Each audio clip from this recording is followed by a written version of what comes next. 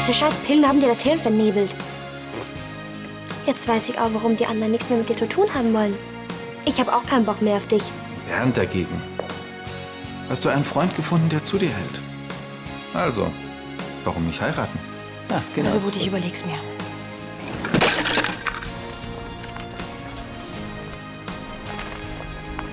Ein schönes Hochzeitsgeschenk. Mal was anderes.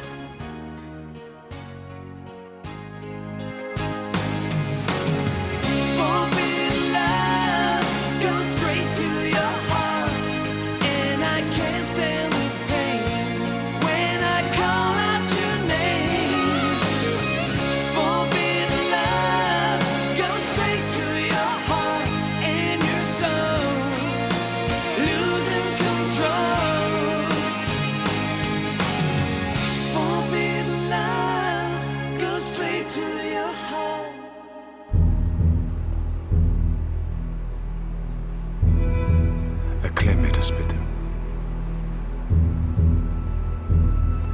Sie hat das inszeniert. Na klar, sie will mir was in die Schuhe schieben, damit sie ihren alten Posten wieder kriegt. Die Statue wurde vom Zoll aus direkt hierher geliefert. Ich hatte gar nicht die Möglichkeit, irgendwas zu manipulieren. Würden Sie uns bitte allein lassen?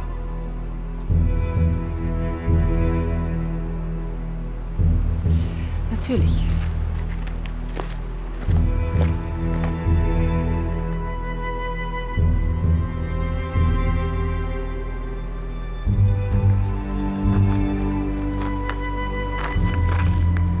Wir sollten das einsammeln lassen.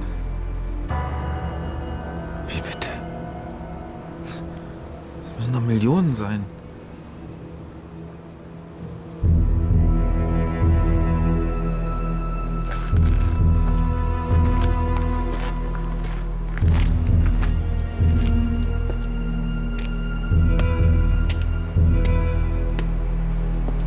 Du blamierst mich vor meinen Freunden. Und widerlich, wie du die Typen ranmachst, die überhaupt nichts von dir wollen. Was? Das bist doch wohl du gewesen. Das reicht. Ist ja völlig neben der Spur. Auf so eine Freundin kann ich echt gut verzichten.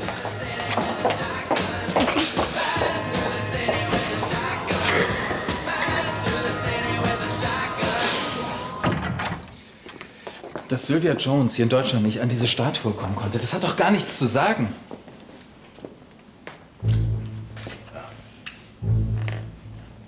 Tatsächlich. Ja, sie hat Kontakte nach Singapur oder hier zum Zoll. Ich krieg auf jeden Fall raus, wen sie bestochen hat. Es reicht, Ansgar. Du hast genau gewusst, dass wir beim Auktionshaus sein würden und deswegen hast du die Lieferung umgeleitet. Vater, ich kann das alles erklären. Wenn du wenigstens die Größe gehabt hättest, es zuzugeben.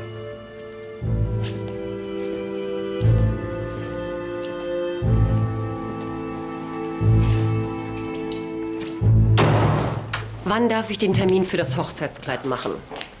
Der Couturier hat schon zum wiederholten Male nachgefragt. Das kann ich im Moment noch nicht sagen. Aber ich gebe Ihnen rechtzeitig Bescheid.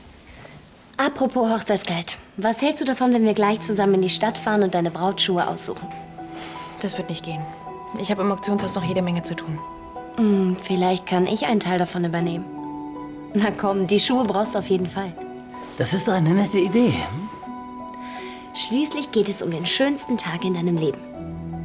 Ich weiß noch genau, wie ich damals bei der Anprobe vor dem Spiegel stand. Cecile, das ist wirklich sehr nett von dir, aber... Von einer Sekunde auf die andere wusste ich, so will ich den Mann heiraten, den ich liebe. Ja.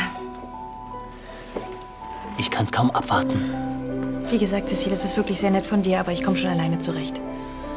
Und jetzt entschuldigt mich bitte, ich muss auch ein dringendes Telefonat führen.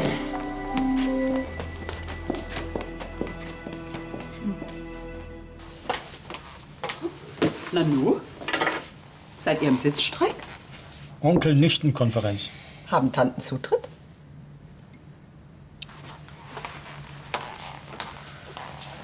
Erzählst du uns, was los ist? Nichts Besonderes, ich habe mich bloß mit Vanessa gestritten. Schon wieder. Es war halb so wild. In letzter Zeit bist du ziemlich dünnhäutig. Kann sein. Wie wär's denn, wenn du dich mal wieder auf das Wesentliche besinnst? Das da wäre... Schule zum Beispiel. Vielleicht.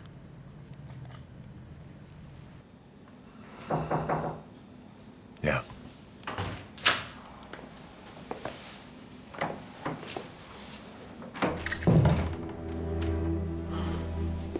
Also gut.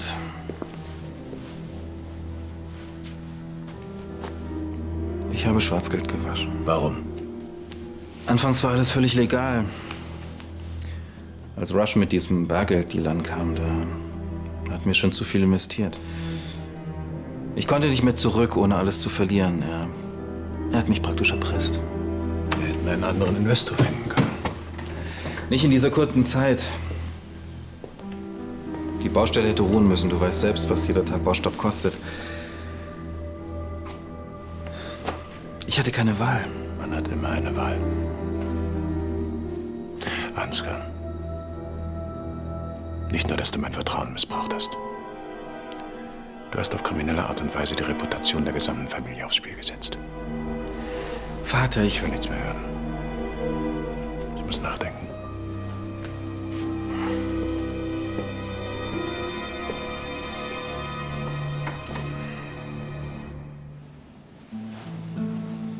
Die Luft ist rein. Also wirklich, das ist doch nett von Cécile gewesen. Ja, sicher. Ich weiß, du hast momentan viel zu tun und deswegen habe ich auch eine kleine Überraschung für dich. Ich habe mir schon gedacht, dass du dir die Ringe in Ruhe zu Hause aussuchen möchtest. Das ist wirklich sehr lieb von dir. Aber ich vertraue doch voll und ganz auf deinen Geschmack. Carla, für uns musst du nicht die strahlende Braut spielen. Aber ich glaube, der Rest der Welt, der fängt langsam an, sich zu wundern. Das tut mir leid, ja. Es sind doch nur noch ein paar Tage. Wenn wir erstmal verheiratet sind, dann können wir machen, was wir wollen. Ich weiß. Dann steht keiner von uns mal unter Beobachtung. Ja, du hast dir recht. Ich gebe mir Mühe, versprochen. Ja. Und zum Dank werde ich dich mit den schönsten Ringen der Welt überraschen. So. Und jetzt bringe ich den Ausschuss zurück zum Juwelier, bevor der nervös wird. Ich meine nicht, dass man mir nicht vertrauen kann. Bis später. Bernd ist ein Schatz. Ja, sicher. Da fällt mir ein, ich brauche noch einen Trauzeugen. Du weißt genau, was ich von dieser Hochzeit halte. Leo, bitte. Carla, bist du dir sicher, dass du hier nicht den größten Fehler deines Lebens machst?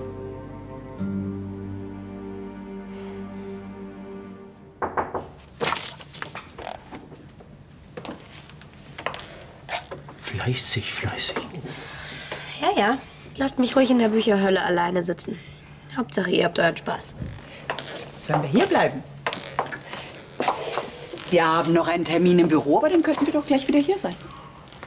Ja, könnten ja auch ein andermal mit Charlie ins Konzert gehen. Soweit ich mich erinnere, wird's noch mal wiederholt. Quatsch, das war ein Scherz. Sicher? Ganz sicher. Außerdem habt ihr ja schon euer Hotel reserviert. Okay. Dann lass uns aufbrechen. Ja. Geld für den Pizzaservice liegt in der Küche. Tschüss.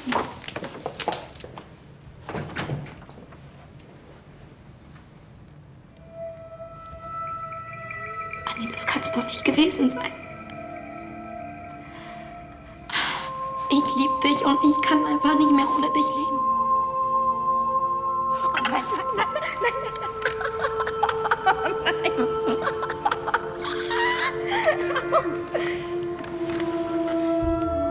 Jana.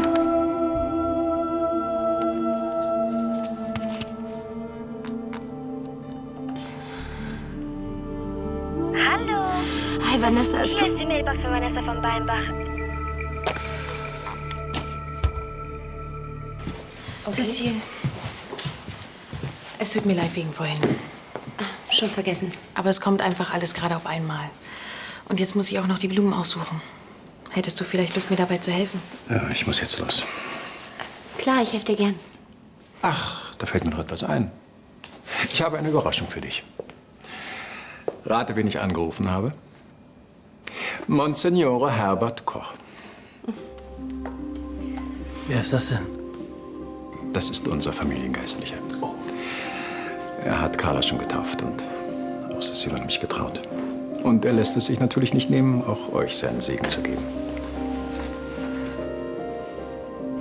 Er kommt extra aus Rom und zwar schon morgen. Morgen? Wieso? Ja, damit ihr in aller Ruhe euer Traugespräch führen könnt. Freust du dich denn nicht, Carla? Doch, doch, sicher.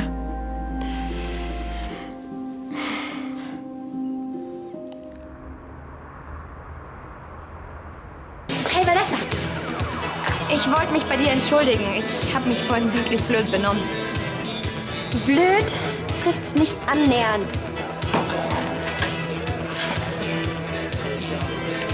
Bist du schon wieder breit? Nein, wirklich nicht. Ich rühre das Zeug nicht mehr an. Ich hab dir doch gesagt, ich will nichts mehr mit dir zu tun haben. Sag mal, gehen wir morgen shoppen? Ich kenne da so einen super exklusiven Laden. Hey, na? Alles frisch? Ehrlich gesagt habe ich ein bisschen Stress mit Vanessa. Nimm's mir nicht übel, aber so genau wollte ich es auch nicht wissen. Die Arbeit. Verstehe ich. Hey! Live und in Farbe. Mann, das Gejaule, das könnte ein Tauber auf den Teller werfen. Blind. Das ist ein ganz übles Volk hier heute. Da sagst du was. Aber mit dir wird das ein richtig schöner Abend.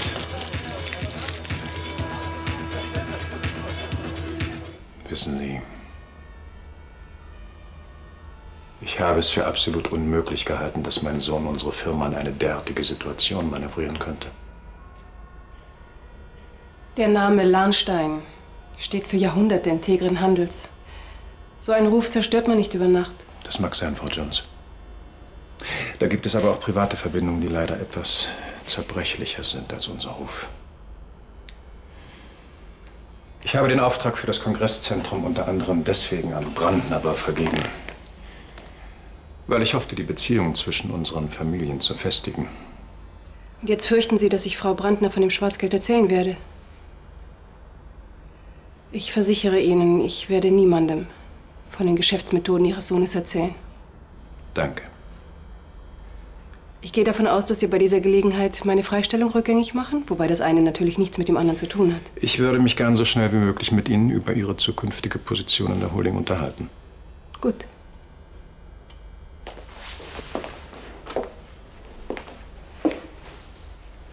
Eine Bitte hätte ich noch. Sie sollten herausfinden, wer noch in dieses Geschäft verwickelt ist. Worauf Sie sich verlassen können. Und wie, bitteschön, soll ich das Rush erklären? Dein Problem. Ich habe andere Sorgen. Sorgen? Mein Gott, schieb Beinbach alles in die Schuhe. Er hat doch die Buchung abgezeichnet. Sag mal, begreifst du es nicht? Mein Vater weiß Bescheid. Wenn ich Beinbach auffliegen lasse, dann geht er bestenfalls mit mir unter. Ja, das ist doch auch ein schönes Gefühl. Ja, nur leider völlig sinnlos. Auf seinem Posten wird er mir noch gute... Hallo. Entschuldigung, dass ich hier so reinplatze. Hast du Johannes gesehen? Bedauere.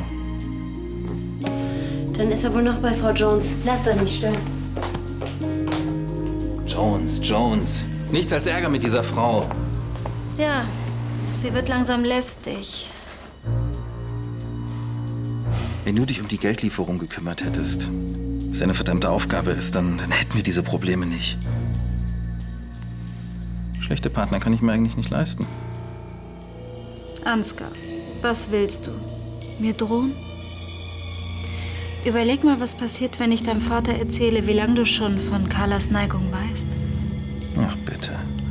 Als ob dir jemand glauben würde. Bei deinem Ruf. Dann erklär ihm doch mal, warum du so versessen drauf bist, dass sie Bernd heiratet. Wir haben ja ein klassisches Patt, würde ich sagen.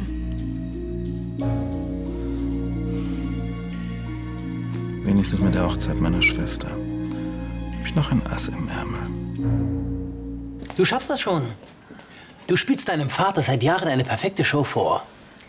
Aber der Monsignore, der gehört einem Verein an, der nicht gerade zeitgemäße Haltung gegenüber gleichgeschlechtlicher Liebe vertritt. Trotzdem. Ja, und falls du es doch merkt, kannst du immer noch beichten. Super Idee. Wieso denn? Dann muss er die Klappe halten. Bernd, das ist nicht witzig. Wir müssen das Traugespräch absagen. Was natürlich völlig unverdächtig ist. Ja, vielleicht hast du recht. Also, wird schon schief gehen. Charlie, mach doch nichts. Hallo. Das Konzertgebäude soll die beste Akustik der Welt haben. Ich freue mich. Vor allen Dingen bin ich mal wieder einen Abend sicher vor Tanja. Ihr habt doch hoffentlich niemandem erzählt, wo wir hingehen, oder? Charlie, übertreibst du dich etwas? Die verrückte Charlie, was? Ach, Charlie, jetzt beruhige dich doch. Kein Mensch weiß, dass wir nach Amsterdam wollen. Fein. Ich habe noch was mit Angelo zu besprechen. Setzt euch bitte, ich lasse euch was zu trinken bringen, ja?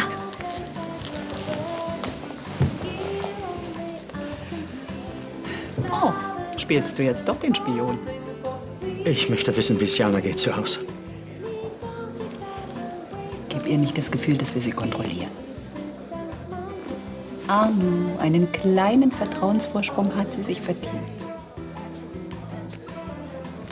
Hast recht. Und wie geht die Pille ab? Warte, weich, wahr. Ich fühle mich schwerelos. Ich kann die Musik überall spüren. Sogar hier. Das ist mein Mädchen.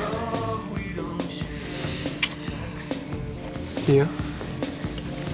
Es prickelt auch und ist sogar legal. Legal, illegal, scheißegal. Hier ist Nichtraucher. Hallo Spießerin.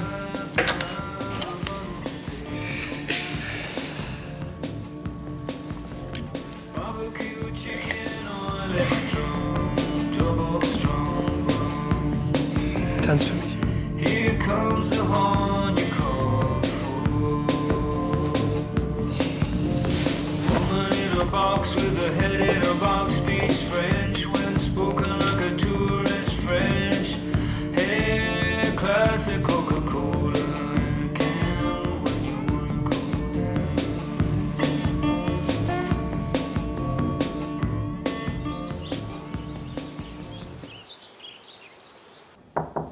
Ja.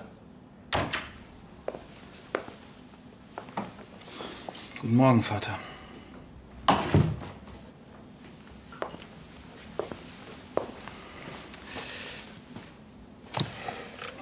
Wer ist sonst noch in den Schwarzgelddeal involviert? Niemand. Was ist mit dieser Tanja von Arnstetten? Schließlich ist sie Rushs Assistentin.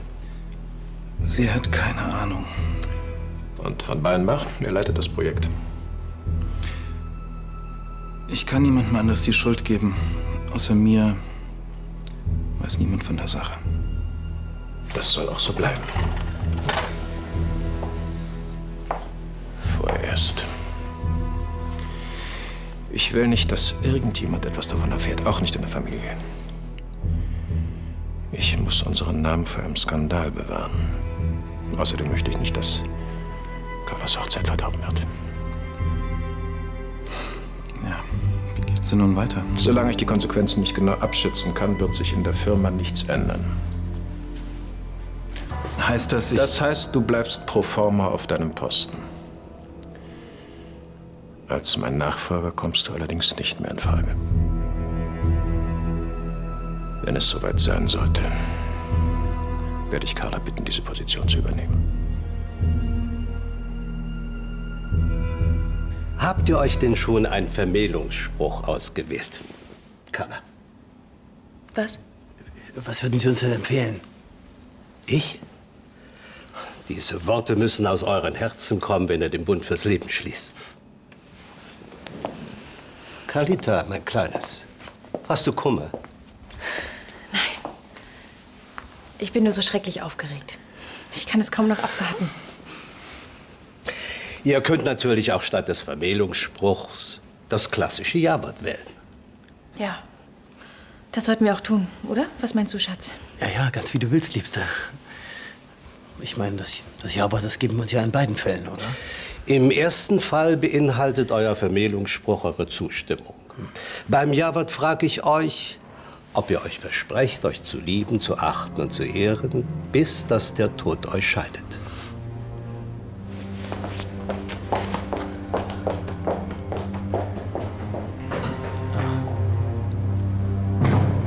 Beute. Sie erleben das sicher öfter. Nein.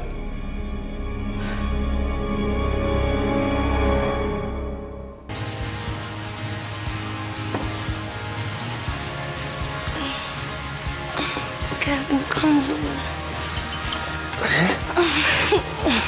Das ist manchmal dumm.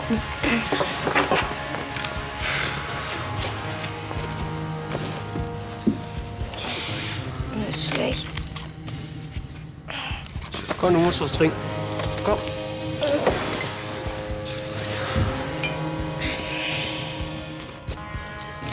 Hey. Hey. Hey. Aufwachen.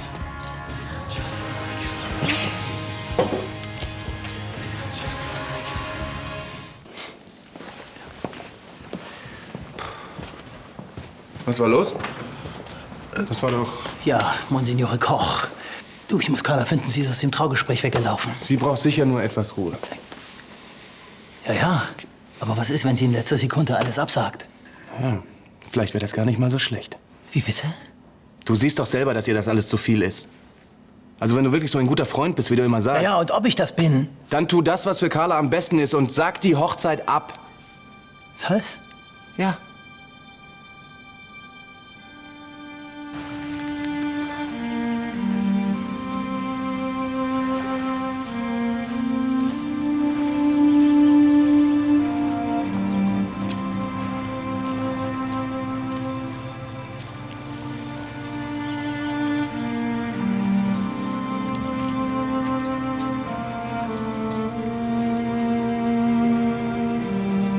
Ich liebe dich so sehr, dass es fast wehtut.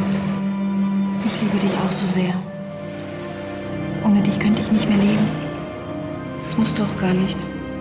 Wir bleiben für immer zusammen. Für immer.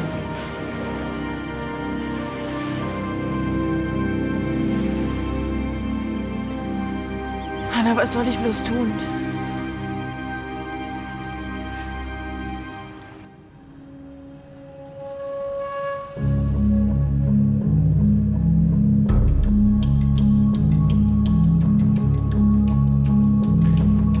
Was zum Teufel?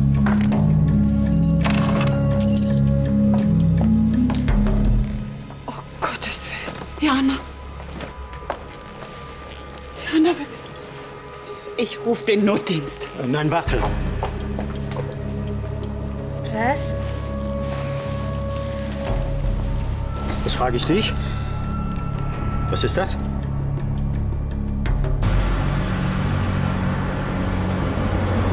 Und so geht es weiter. Auf dich habe ich mich immer verlassen können. Auch und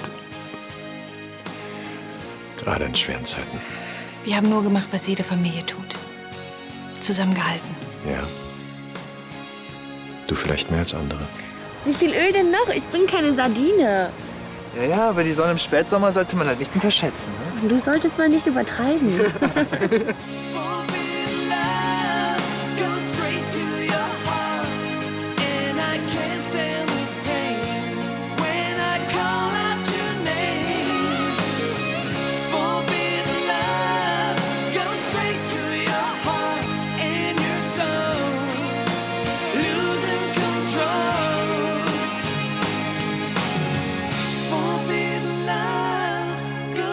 To